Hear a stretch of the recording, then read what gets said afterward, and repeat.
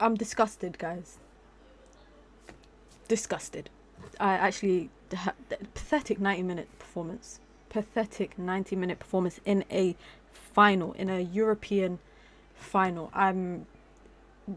This club have me lost for words a lot this season, but I think this one probably takes it. This performance probably takes it. Let's talk about, firstly, hit the like button. Be sure to subscribe as well if you are new here.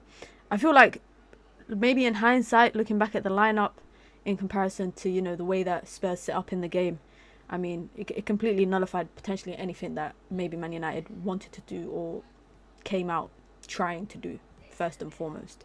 You know, starting with Mason Mount and Ahmad in the 10, I don't know if that was what I would have gone with. I'm not the manager. I can't speak. But in terms of what I would have expected or what I would have hoped for, it would not have been that. Let's actually talk about the goal that United conceded. The only goal that actually happens throughout the game.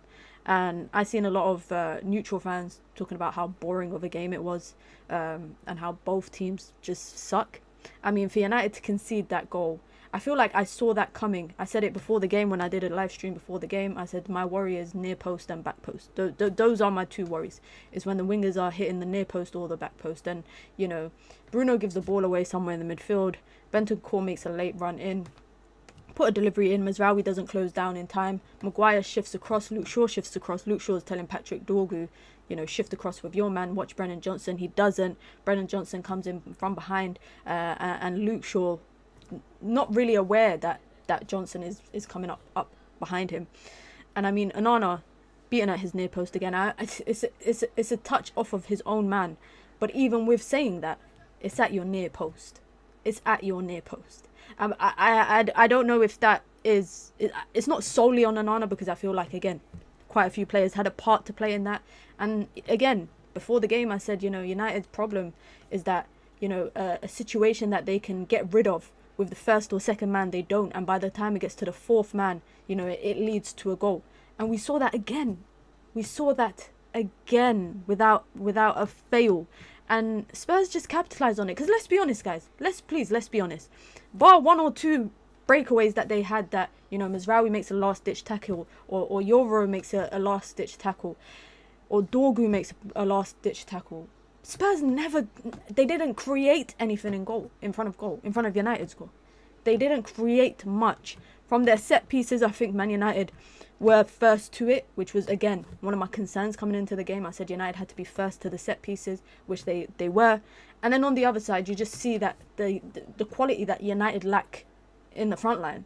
I mean, Rasmus Højlund, I'll be honest, I think Ruben Amorim took way too long to make any changes. I mean, 70th-ish minute, you're making changes in your front line. Those changes, I think, should have come a lot more earlier. And the reason why I'm saying that is because I feel like outside of Mason Mount's job on, you know, trying to nullify Pedro Porro, and I don't even think Ange set Spurs up to, you know, be attacking. I think Ange set Spurs up to be compact, to press, but also to be defensively compact. And when Mason Mount's real task, it looks like, is to follow Pedro Porro around, outside of that, you are a null factor in the front line.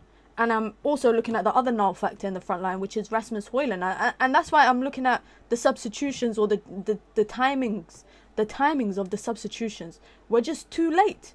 They were just too late, in my honest opinion. Yes, there was about a good 18 minutes or so to go, but I think those substitutions should have happened 60th minute, because second half, Manchester United were trying to claw something back.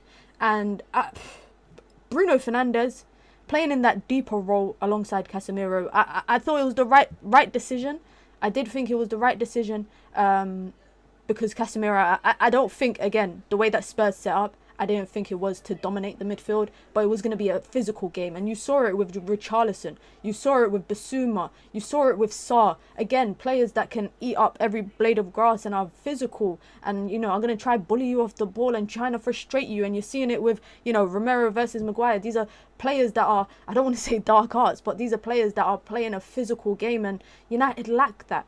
United lack the players that can play the physical game. I felt like, you know, one player that I think can hold his head up high, maybe in comparison to everybody else today. And I don't think anyone actually should hold their head up high, because you're coming off the back of a horrendous season.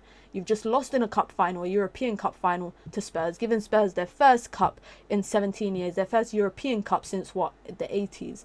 You know, a lot of these players weren't even born then.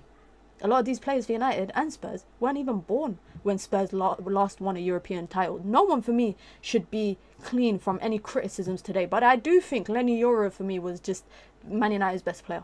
He was Man United's best player. Again, a guy that not really fit. You can tell every time he went down, I was wincing, I was worried, I was concerned. But I think he was Man United's best player. Bar that shot that he took from outside of the box in extra time.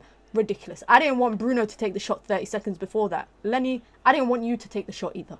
I did not want you to take the shot. Alas, here we are. But in the first half, I felt like Ahmad was Manchester United's brightest spark. And you can see his frustrations with Mazraoui, with Dalot, with the lack of the overlaps. You know, again, and I feel like United played into the hands of Spurs. You know, you can see the double team, the triple team even on Ahmad. And he's looking up and there's nobody there.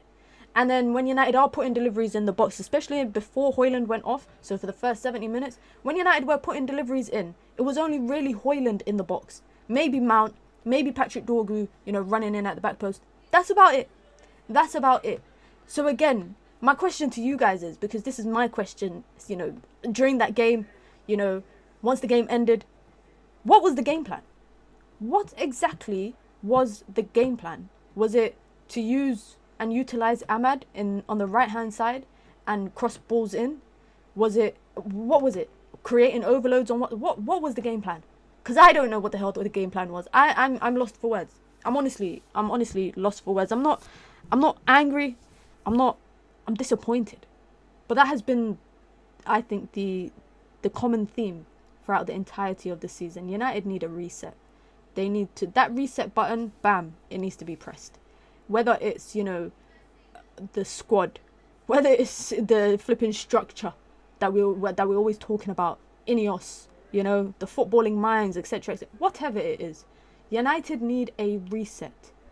These players, if this is not the wake-up call, 2 European finals in a row that United have lost. 2 European finals in a row in the last, 4 years? 2021 Europa League final.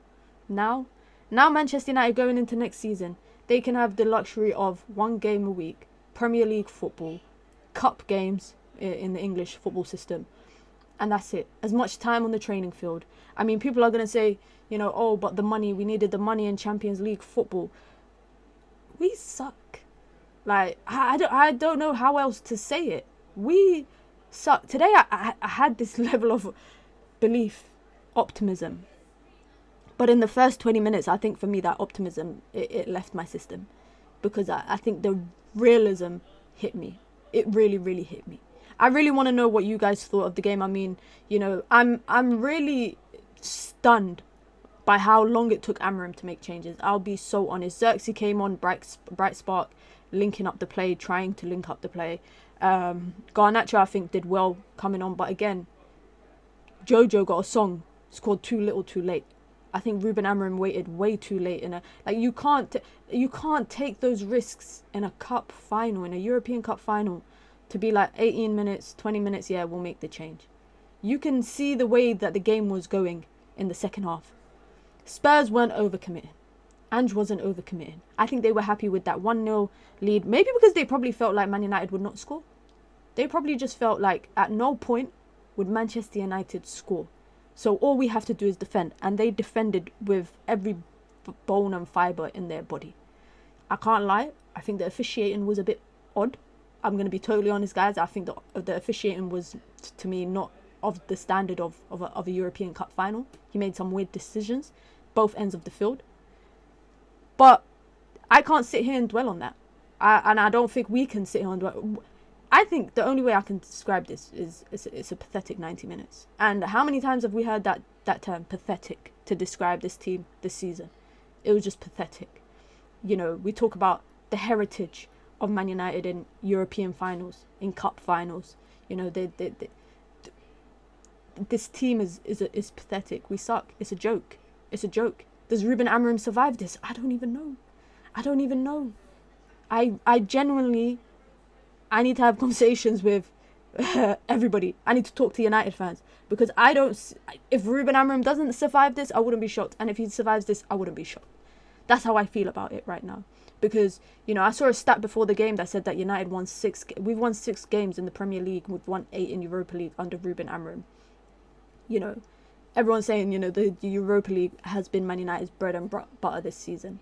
Maybe this is the reality check that United need. That they were only in Europa League because they won the FA Cup final. And I will be so honest, guys. Manchester United under Erik ten Hag against Manchester City in the FA Cup final set up better than we did against Spurs.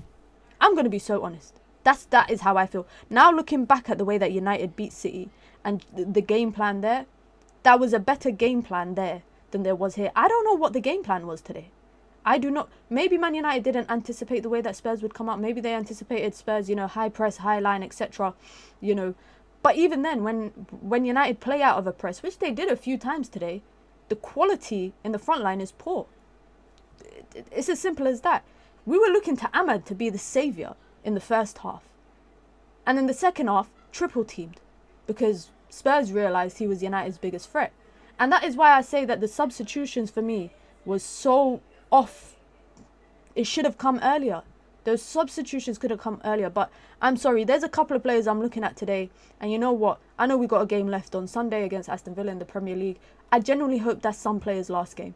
There is some players that started that was in the starting 11 tonight.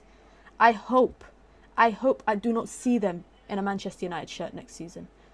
I don't think United should continue with Andre Onana. I don't think they should continue with Rasmus Højlund. That's for sure. In the starting 11 today, I don't think Mason Mount should be a starter for Manchester United. I don't think Luke Shaw should be a starter for Manchester United. Those 4 players for me stuck out like a sore thumb. Bruno Fernandes, I was looking to you as the captain to drag United through the mud today, and he just couldn't do it. He just couldn't do it. Maybe it was the deeper role that he was deployed in that caused a hindrance to him. Maybe it was something else. I really don't know. I said I'm lost for words, and this video is 12 minutes. Let me know your thoughts down below, guys. I have nothing to say. You lot will not get a smile out of me. You won't get analysis out of me. Did Manchester United need a reset button? And this is the reality check that Man United needed. If Ruben Amorim leaves at the end of the season, I hope Omar Barada, Wilcox, all of them are out with him. All of them. Glazers, all of them. All of them have to leave with him. Man United's needs a cultural shock if they are ever going to become a dynasty ever again. We are so far away from that. So far away from that. But let me know your thoughts down below. Be sure to hit the like button, guys. Be sure to subscribe as well if you are new here. It hurts so much. It hurts so much. To lose in a European final is one thing, but to give Spurs a title parade or a trophy parade, whatever you want to flipping call it, it's humiliation. It's humiliation. Hang your heads in shame. Hang your heads in shame, because I'm running out of adjectives to use.